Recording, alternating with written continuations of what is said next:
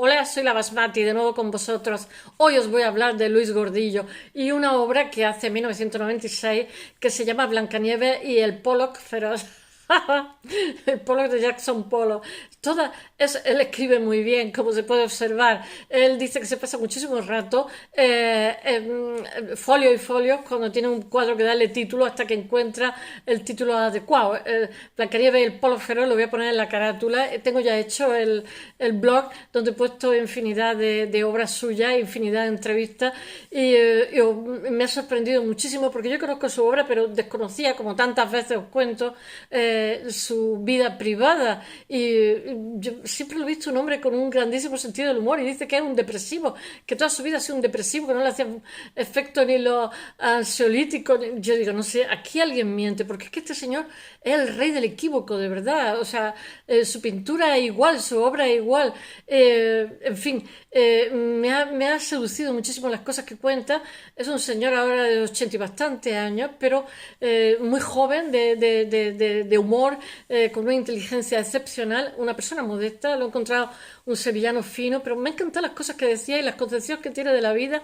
Pero me ha sorprendido eso de que decía que si no fuera por la pintura, él seguramente no estaría aquí, que la pintura le ha ayudado a superarlo todo, que cuando no está pintando es simplemente porque está durmiendo, o sea, está descansando, porque si no, tiene sensación de que pierde el tiempo.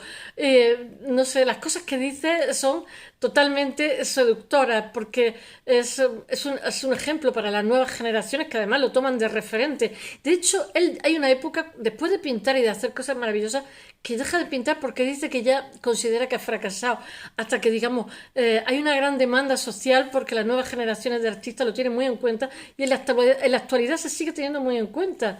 En fin, ya sabéis que en arte necesitamos el aplauso de todo el mundo para funcionar. Somos peor que los niños pequeños. Bueno, es deciros que estamos en la coyuntura de la transición. Bueno, en 96 ya no es la transición. La transición es desde el 1975 hasta que llega el PSOE al poder, que creo que es en el 82, porque en el 81 lo de Tejero, que tengo que pensarlo, ¿no? Ahí entre... Mirar, España llega a ser el octavo país industrializado del mundo. Tiene un crecimiento bestial en poquísimo tiempo. En cuanto nos dan, en cuanto nos abren el toril, pues salimos. Es una época de muchísima euforia, de muchísima moda de todo lo español, pero tenemos también la lacra del terrorismo, que entre 1975 y 2000 y el año 2000 hay del orden de 800 muertos de ETA, pero a pesar de el país se desarrolla, a pesar de las crisis económicas, o sea, a pesar de todo las adversidades, el país, digamos, se abre al mundo y hay otra forma, otra sensibilidad y otra forma de percibir la realidad para los españoles, porque tenemos posibilidades que antes hubieran sido impensables pocos años antes. Lo digo porque yo también lo he vivido de alguna forma. Yo cuando muere Franco estoy en el instituto de la secundaria y fue como una explosión de júbilo. Pobre hombre, yo no le deseaba ningún mal, pero es que no había libertad de prensa, no había un montón de cosas. Y entonces, pues pudimos observar los cambios que se realizaban en la sociedad y estábamos todos asombrados porque para nosotros todo era novedoso, la libertad sobre todo era novedosa y fue una maravilla y creo que hay que recordarlo para que no se nos olvide. Bueno, vamos a Gordillo. Voy a hablaros primero de la pintura, que voy a seguir a Calvo Serrayer, pero después hablaré de su vida. Normalmente suelo hablar de su biografía y después de la obra que he elegido, pero en este caso lo voy a hacer al contrario, porque la obra me parece muy interesante y además la obra es, de alguna forma, Carlos Serrayer, he hecho un resumen, porque Carlos Serrayer se pone a hablar y aparte era íntimo amigo de Gordillo, sabéis que murió de cáncer hace pocos años. Y después la biografía la he sacado porque yo la biografía la conocía bastante, he hecho un poco de biografía, no me he contado toda la vida, sino dónde nace, cuáles son sus primeros pinitos en el mundo del arte, etcétera. pero iré contando cosas porque este pintor lo conozco un poco, he visto exposiciones suyas y aparte me parece un individuo excepcional, una persona muy humilde hablando y una persona muy inteligente. Todo lo que dice me hace muchísima gracia. Lo veo muy guasón y muy, yo qué sé, muy que le gusta el equívoco, le gusta mucho la ambigüedad, y, en fin, me encanta, me parece muy seductor, pero me ha sorprendido que dijera que él es muy, muy depresivo y que si no fuera por la pintura mejor no estaba ni en este mundo. Me ha dejado porque yo siempre que veo o leo algo de él me río porque me parece una persona con un sentido del humor excepcional, pero en fin, cada uno su fuero interno es un mundo, ¿no? Bueno, de las cosas más interesantes de Luis Gordillo es su capacidad de generar equívocos, como he dicho, y de su poder de transmitir sensaciones hasta el sentimiento de lo equívoco. Bueno, él trabaja siempre a partir del desarrollo de un tema. Él dice, me ha sorprendido muchísimo porque cuenta que, a darle un poco de luz, él cuenta que cómo trabaja en la actualidad, que él dice que es obsesivo con la fotografía de siempre, ¿no? Y que él cuando está trabajando lo fotografía todo.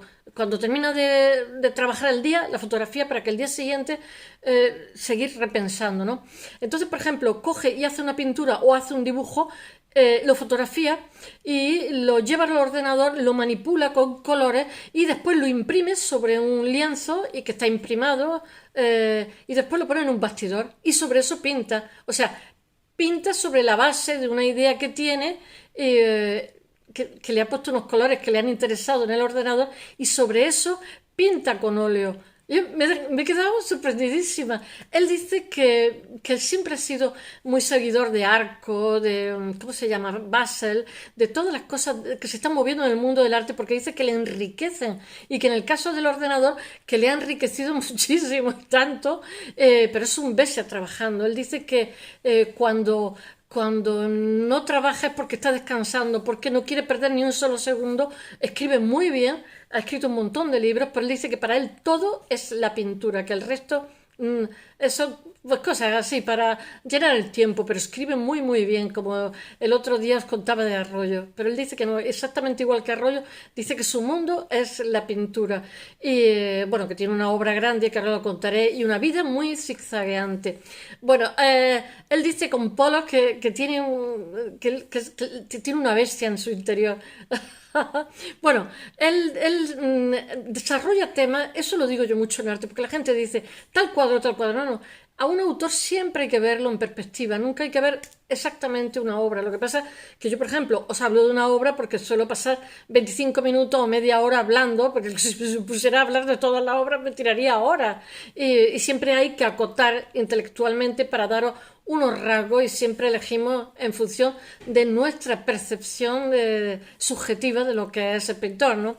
En este caso me ha ayudado Calvo Serrayer, pero la biografía es mía. Bueno, él tiene muy claro que pinta a partir de otras cosas y tiene como, él dice que muchas veces no desdeña obra que es regular porque esa le lleva a otra y a su vez esta le lleva a otra. Hay como están como encabalgados. Entonces, bueno, que un tema le lleva a otro tema y a su vez otro tema a otro distinto. Que están todo eso lo entiendo perfectamente, porque mirad, cuando nos cuentan la vida de alguien, inventan unas biografías que todo parecido con la realidad es mera coincidencia. Muchas veces cuando estás pintando, estás haciendo una escultura, encallas, te quedas en el dique seco, no sabes por qué razón, y entonces lo que sueles tener es siempre otras piezas para hacer otras cosas que te interesan, ¿no? A lo mejor haces 3 o 4 pinturas a la vez y una la acabas súper pronto, otra tarda años en terminarla y tal. ¿Por qué?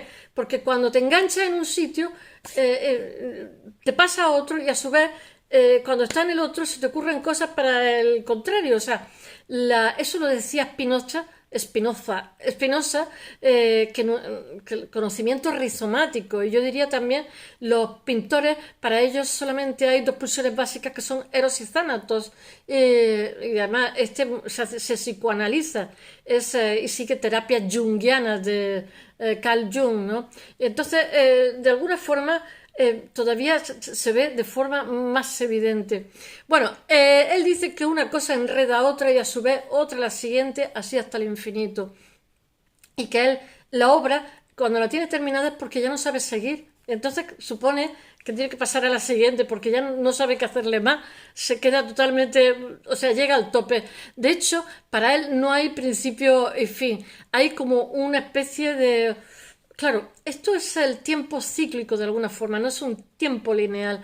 Es que de alguna manera en arte estamos más vinculados con las fuerzas de la naturaleza. Sabéis que tenemos, según Jung, que es el padre de la psicología analítica, me encanta la gente que habla de psicología y psiquiatría, no tiene ni idea ni cómo se come esa papa, ¿no? Según Jung, tenemos, digamos, un 50% salvaje, que es el que nos hace libre, ¿no? Y otro 50% que es el que tenemos ahí hipotecado, que está condicionado por la racionalidad, bueno, lo que teóricamente es racionalidad, que nos educan desde que somos pequeñitos, que nos matan otras cualidades. Por eso los nenes, antes de entrar en la escuela, son tan buenísimos artistas. Después les pachurramos con un rodillo, los homogeneizamos. Es como cuando nacemos, sabemos nadar, pues igual. Cuando, cuando somos pequeños somos artistas, todavía no nos han contaminado. En fin, quiero contaros esas cosas. Él, hay como una complejidad estructural en todo lo que hace, es muy coherente todo lo que hace. Y bueno, su lenguaje es muy elaborado, denso, cromático y de grandísima tensión. No hay cambio en esa concepción del lenguaje desde las primeras obras, salvo el progresivo dominio del control del desarrollo que se hace mucho al azar.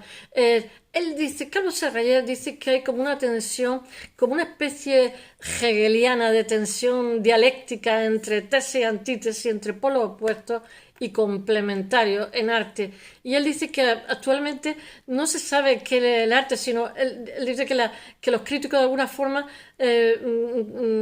hacen como de fedatarios diciendo hay tal cosa, pero dice que no están ni muy seguros porque por las derivas que ha tomado cada vez más compleja el arte. Yo estoy totalmente de acuerdo con esa afirmación.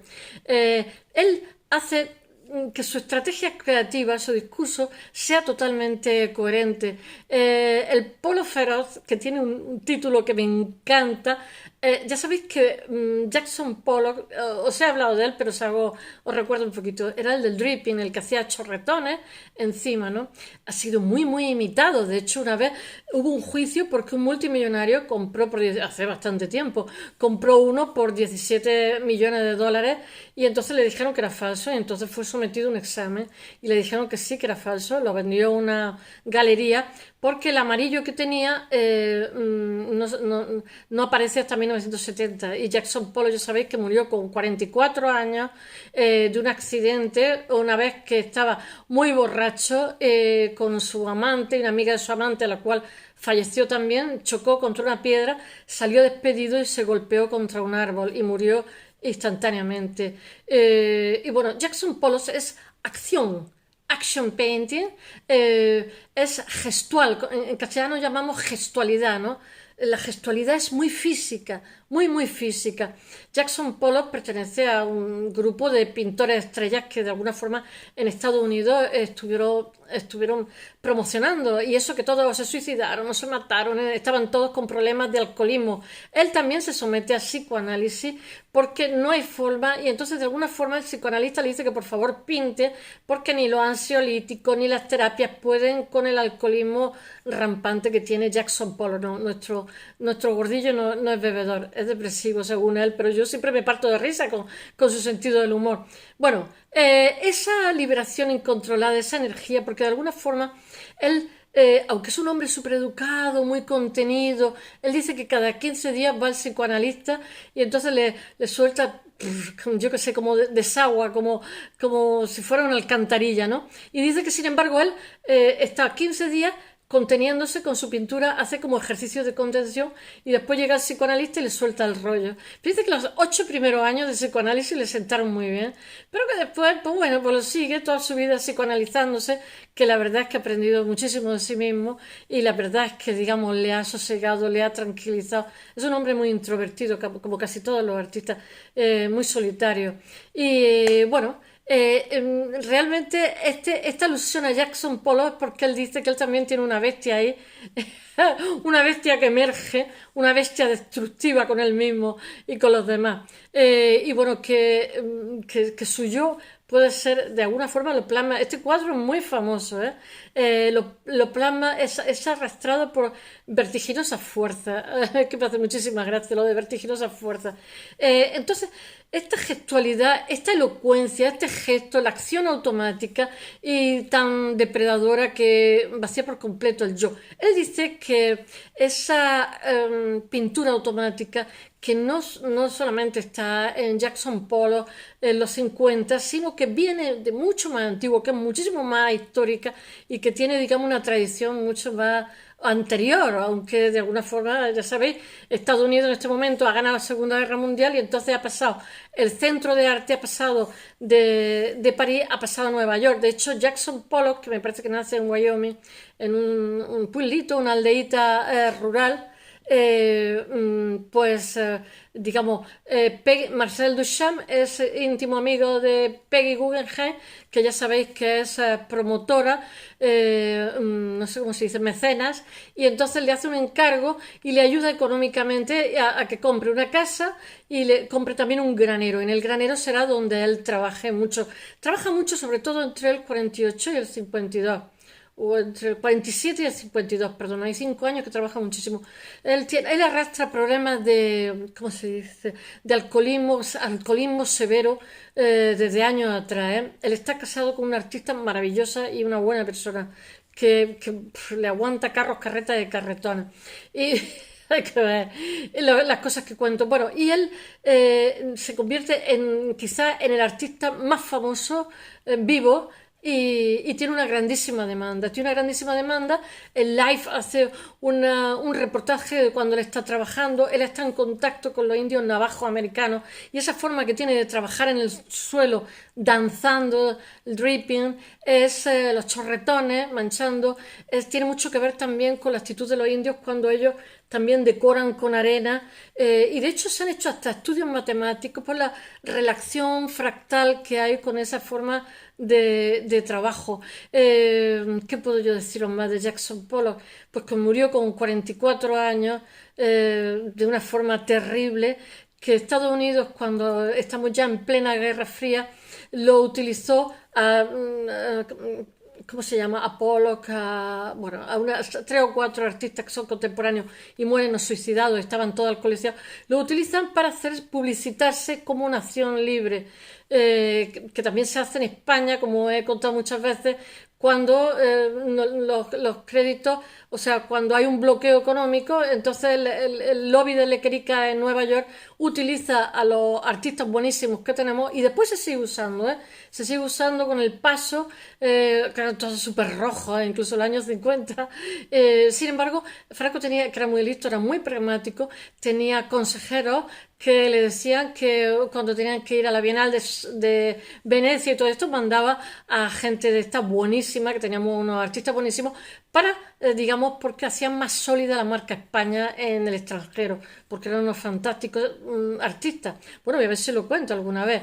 En su cuadro la acción es alocada, enloquecedora, es un cuadro muy gestual, es muy como caótico, muy como orgiástico.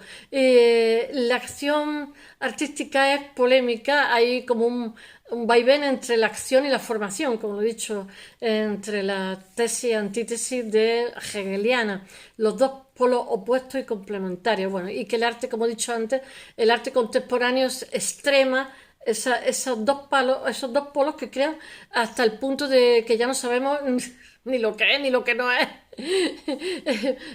Bueno, el arte contemporáneo realmente ha polarizado demasiado, pero que claro, el mercado también, como diría yo, presiona. Hay demanda y entonces los artistas se pliegan también a esas demandas sociales. Bueno, el problema del artista contemporáneo es sobrevivir a esa polarización, cómo mantener un equilibrio para tener un discurso personal y no morir en el intento. O sea, cómo no mimetizarse, cómo no perder la identidad en medio de una tensión tan extrema, cómo administrar esa energía tan telúrica, tan salvaje, tan liberada. Bueno, esa lucha realmente desesperada tiene su fábula en este cuadro de cómo ser un lobo feroz y sobrevivir en el intento. Porque Jackson Pollock es el último lobo feroz de la historia del arte, de la vanguardia estrella, no sin antes consumir la mucha energía destructiva almacenada, que es una energía que también produjo 400 cuadros y 400 dibujos en muy poco tiempo. Pero ¿sabéis lo que pasó? Esa grandísima demanda social, Estados Unidos con una capacidad adquisitiva bestial en los años 50, que ya está con el pop, que ya está empujando, etcétera. Está también, por otro lado, el expresionismo abstracto que es de los 40 a los 50, pues que esa sociedad demanda mucho más trabajo de Jackson Pollock y eso le crea más estrés y entonces, digamos, su alcoholismo, que ya venía de antiguo, se acentúa muchísimo más. Y bueno, han venido a decir los especialistas que realmente él era bipolar, o sea, que el problema que tenía, porque lo mismo estaba aquí que estaba allá, o sea, cuando se liberaba la bestia era muy, muy destructivo. Bueno, sabéis que se mató con 44 años una noche en 1956 en la que va borracho en un descapotable que lleva dos mujeres, su amante y una mujer más, que es la que se mata porque tropiezan contra una piedra y a su vez los lanza contra un árbol. Bueno, ¿qué puedo decir? ¿Quién a partir de ahora temerá al Pollock feroz? Como hay una película que es que teme a Virginia Woolf, que me parece que está, ¿cómo se llama? Elizabeth Taylor. Una de las acompañantes fallece, como he dicho, y bueno, Luis Gordillo realmente su carrera se inicia a mitad de los 50. Él dice que llega tarde a todo, que llega tarde a casarse, él adora a su mujer, se casa con 60 años, que llega tarde a pintar. Él también es pianista, un virtuoso del piano, él ha estudiado también derecho. Él dice que cada vez que tenía inseguridades con la pintura, su padre no quería de ninguna manera que fuera pintor, pues dejaba la pintura y se ponía a preparar oposiciones, pero después decía, pero si a mí lo que me gusta es la pintura. Bueno, a él siempre le preocupa Polo, que él se identifica bastante con Polo, yo no le veo nada, pero él dice que la bestia que lleva dentro tiene mucho que ver con Polo. En el cuadro se identifica al lobo, su osamenta. El cuadro es en azul cobalto, es como, parece un hueso con osteoporosis o algo así, es lo que me sugiere a mí. Bueno, tiene una estructura como de tentáculos, son inmensos los cuadros que hace este hombre. Lo convierte en una especie de meandro ahí fosilizado, yo qué sé, de azul cobalto.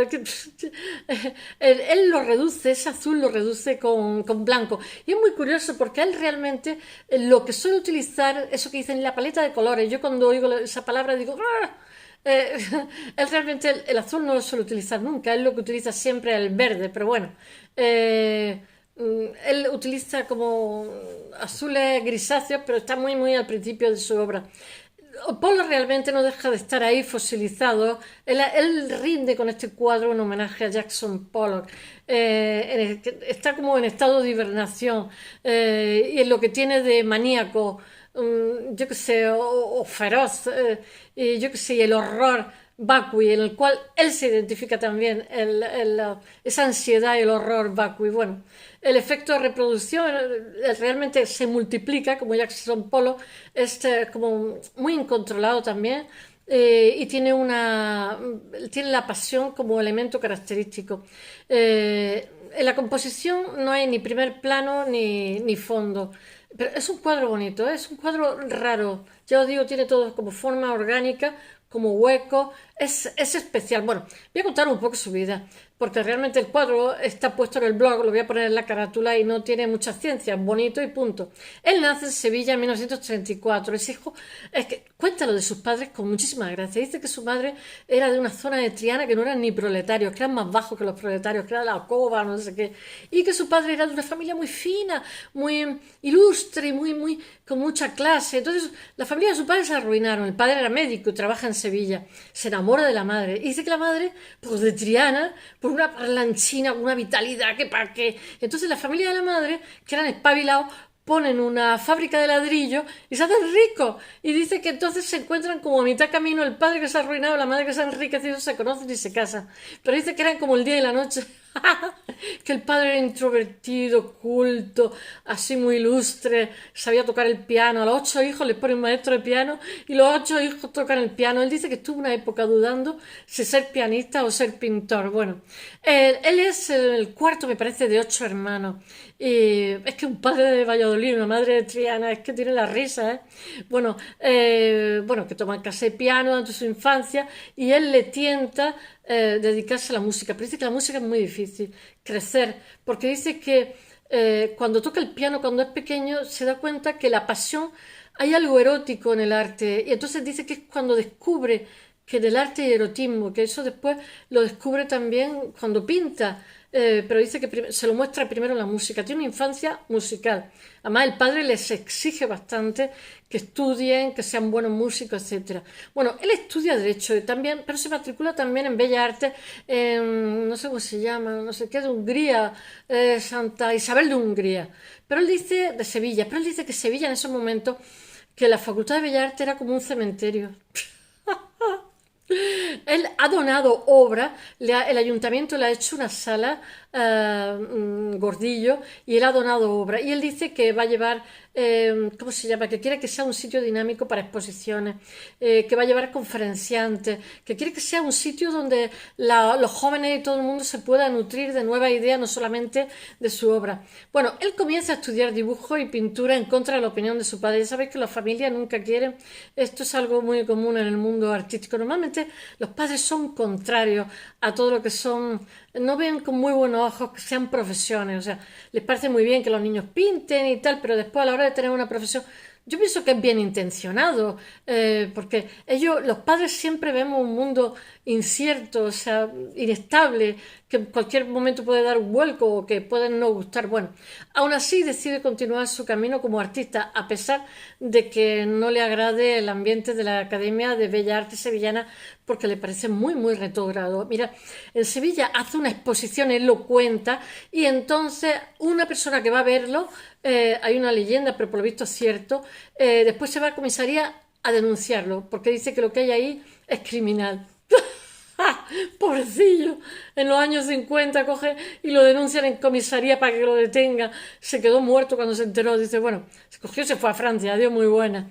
Él dice dice, yo cuando empecé en el arte, es que he estado oyendo entrevistas suyas, dice, yo empecé al revés, hacía como papel ese marroncillo de envolver, le metían grudo y entonces le metía papel de periódico, hacía unas cosas muy raras.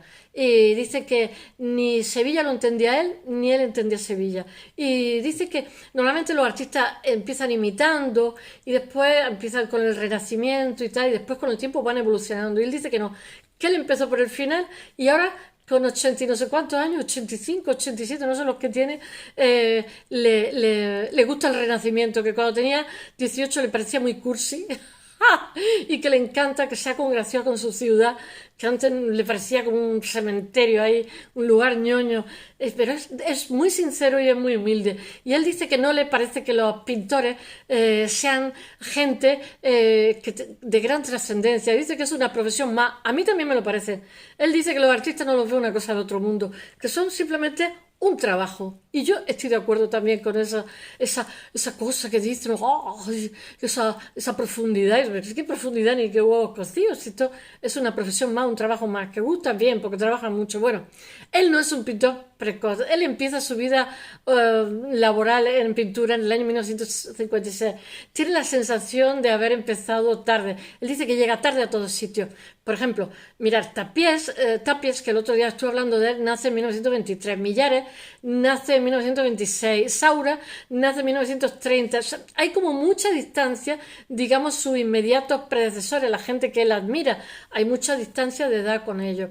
En 1948, por dar un poquito el contexto, os lo estuve contando el otro día con Tapies, emerge Dau al Set, que es un grupo contestatario, un grupo vanguardista, que dura desde el 47-48 hasta el 56, que tiene una revista que también se llama exactamente igual.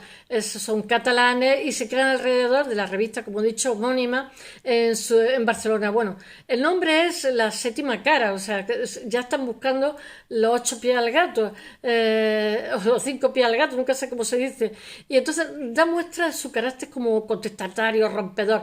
Sus fundadores realmente son, como he dicho, que voy a hablar un día de él porque me gusta muchísimo y no se le ha dado la importancia que tiene, Joan Brossa, que crea el nombre del grupo, y el de la revista, y el filósofo Arnau Puig, y los pintores Joan Dons, que es director de la... no, Joan Pons, que es director de la revista, y Antonio Tapies. Tapies lo que pasa es que está 2 años, 2, 3 años con Dau Set y después se va en los 50, se va a París, porque él lo cuenta también, decía que en su generación era imprescindible irse a París, porque en España estaba muy, aunque había muy buenos artistas, estaba muy asfixiante totalmente el ambiente. Bueno, está también, aparte de Tapies, está Modeste Cuixart y Jean-Josep Tarrats, que es editor, impresor. Ahí todos se lo guisaban y se lo comían ellos, pobrecicos míos. Bueno, en un principio ellos estaban adscritos, estuve hablando el otro día, pero lo repito, estaban adscritos a los Dada. Después pasan por el hiperrealismo, el surrealismo, el existencialismo, hasta que se disuelven,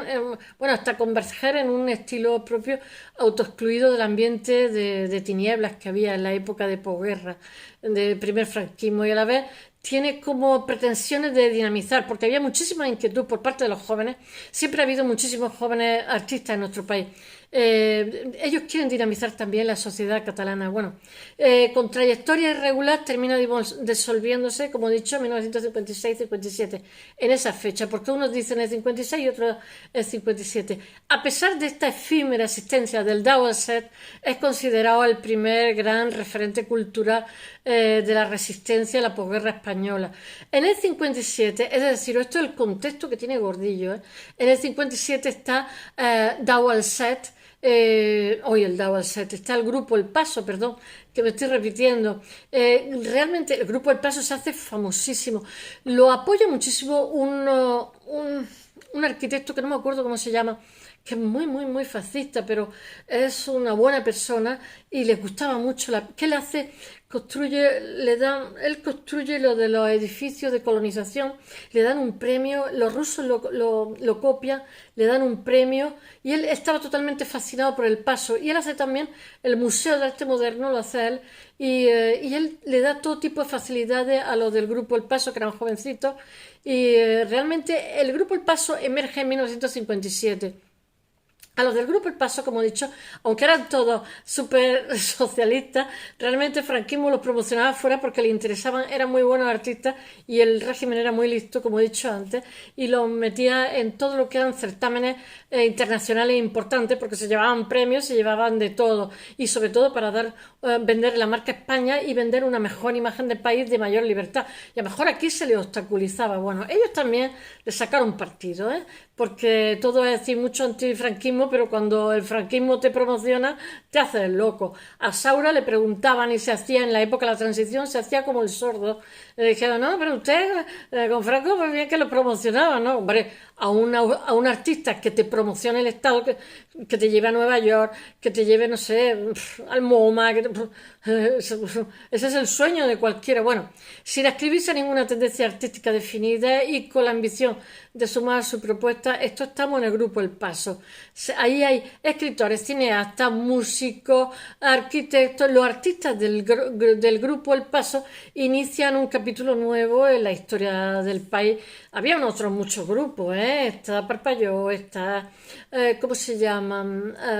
Altamira, está Luis Indaliano, está toda España lleno de grupos. Pero bueno, unos cardan la fama, otros tienen la lana. En fin, hay una vanguardia libre que nace después de 2 décadas de silencio creativo y lo hace con una idea clara de compromiso con su tiempo. Ya sabéis, son muy, muy famosos. Como sé que hay gente de otros continentes y no los conoce, pues está Rafael Canogar, que ahora tiene un hijo que también es artista y hace unas cosas muy interesantes, totalmente diferentes. Luis Feito, Juana Francés, Manuel Millares, Antonio Saura, Manuel Rivera, lo dije el otro día, Pablo Serrano, Antonio Suárez, Manuel Conde, José Aillón, y que son los que constituyen la primera formación del Paso. Y luego llegan el Chirino, y no me acuerdo cómo se llama, Martín Chirino, y no sé cómo, y el otro es Manuel Viola, Viola, el súper famoso Viola, bueno, los dos son todos muy famosos, ¿eh? Mientras se largan de allí Francés y Serrano. Bueno, los miembros del Paso hacen que haya un antes y después en el arte en España, porque son muy tajantes, son muy buenos artistas, se promocionan mucho en el exterior también y marcan un poco el ritmo de lo que va a pasar a partir de entonces.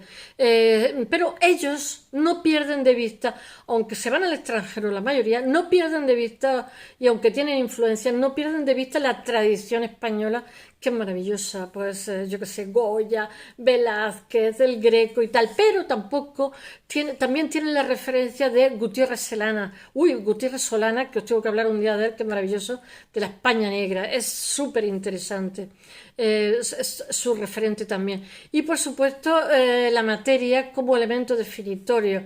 Ellos tienen fascinación, estamos con esta Tapia, está también Dubuffet, están, bueno, y eso es que estamos con el espíritu informalista, el expresionismo abstracto, que aquí en Europa se llama informalismo, expresionismo abstracto en Estados Unidos y el mismo movimiento en Europa se llama informalismo. Aquí los cuadros son más pequeñitos, etcétera.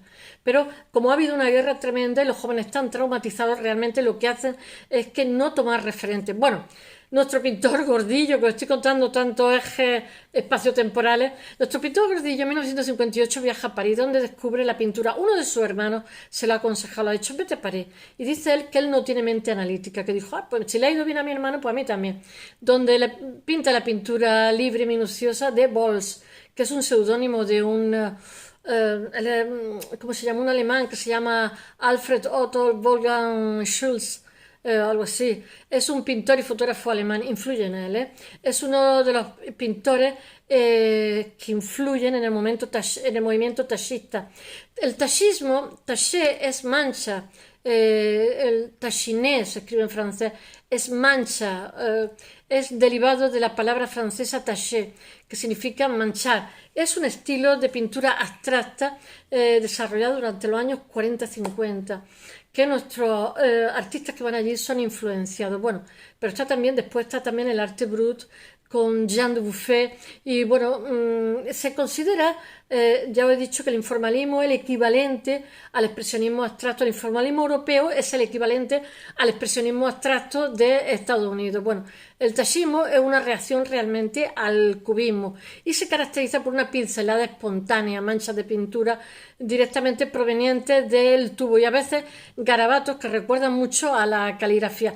También entra en contacto Luis Gordillo con el Art Brut, que ya también os he hablado del artista Jean Dubuffet, que utiliza mucho la pintura que está al margen, la de los niños, la naïve, ¿cómo se llama? Las pinturas que hay en los manicomios. Entonces, lo que hace es describir, el art brut, lo que hace es describir la pintura que se hace fuera de, ¿cómo diría yo?, de los circuitos del arte, del mercado, que es una pintura también muy interesante, que se hace fuera de la cultura oficial. Y el interés se dirige especialmente a los marginados. Bueno, no es que un niño sea un marginado, pero quiero decir que no está dentro de ese cauce de mercado. Bueno, en 1963 realiza en arte abstracto y experimental abunda el uso del collage de periódicos. Él dice que nunca ha sido abstracto, que siempre mete imágenes, por muy distorsionadas que estén, que siempre mete animales, nunca se considera abstracto. Lo que pasa es que a la hora de subdividir su trayectoria artística, pues se llama abstracción de alguna forma para no sé cómo diría yo, hacer unos bloques para poder entendernos, pero se trata realmente de una mera clasificación de sus primeras obras. A su regreso a Sevilla realmente nota un gran contraste entre la ciudad hispalense y la capital francesa. Bueno, es que estaban todos revolucionados también con París, aparte que hay otro nivel de vida totalmente distinto. Y decide dejar la carrera de Bellas Artes y regresar a Francia y aprender el idioma. Luego va a ser profesor de francés, a pasar temporadas que no pinta ni hace nada porque piensa que ha fracasado, cuando es un pintor maravilloso incluso desde sus inicios.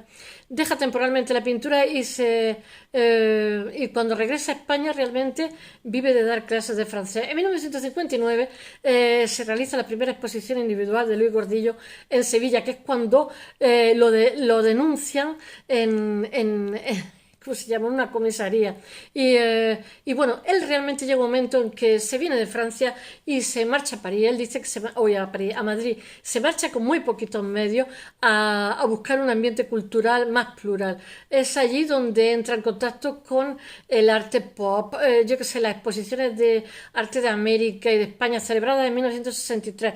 Allí conoce la obra de Jasper Johns, Andy Warhol, entre otros. Los que más le interesa es la opción figurativa que se representa firme frente al informalismo imperante, porque el informalismo ya ha perdido fuerza en esta época, ya está el pop ahí en ciernes y comienza a realizar sus dibujos automáticos cada vez más figurativos. Espero que os haya gustado. Mañana volvemos con arquitectura.